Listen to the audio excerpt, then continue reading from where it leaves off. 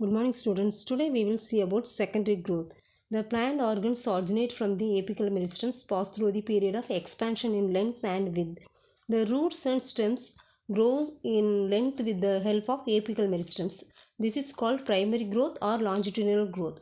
The gymnosperm and most angiosperms including some monocots show an increase in thickness of stems and roots by means of secondary growth or longitudinal growth.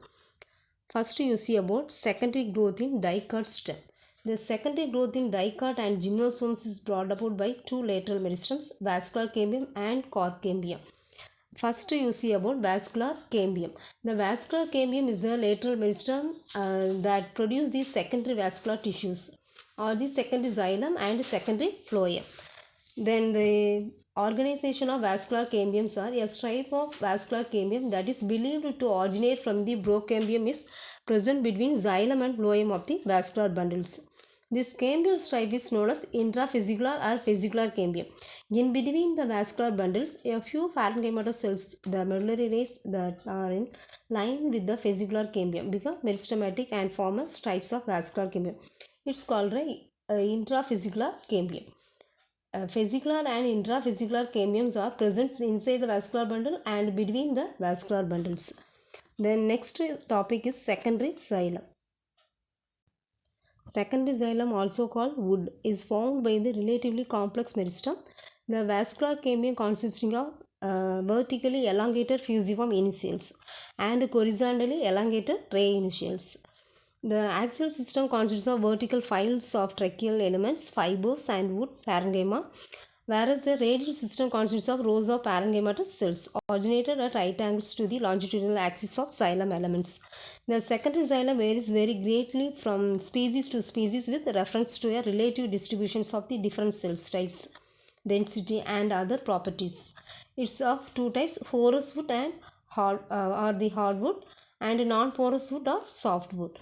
In porous woods are common in angiosperms. In non-porous woods are common in gymnosperm. Porous wood because it contains vessels. Non-porous woods because it does not contain vessels. Then next you see annual rings. The activity of vascular cambium is under the control of many physiological and environmental factors. The spring wood is lighter in color and has a lower density, where the atom wood is darker and has a higher density.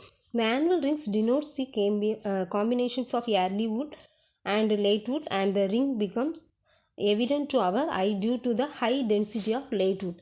Sometimes annual rings are called growth rings, but it should be remembered all the growth rings are not annual. In some trees, more than one growth ring is formed within a year due to climatic changes. Each annual ring corresponds to 1 year's growth, and on the basis of these rings, the age of particular plant can be easily calculated. The determinations of the age of the tree by counting the annual rings is called dendrochronology.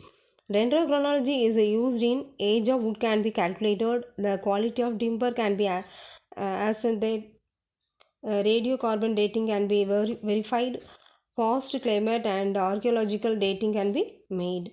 It is a branch of concerned with the constructing records of past climate and climatic events by analysis of tree growth characteristics, especially growth rings. The growth rings are in two types, spring wood or early wood, autumn wood or late wood. The activity of cambium is in spring wood, the activity of cambium is faster. In autumn wood, the cambium activity is slower. In spring wood produces a large number of xylem elements, and xylem vessel structures have a wider lumen. Wood is lighter in color and has lower density. In autumn wood produces a fewer xylem elements. Xylem vessel structures have narrow lumen.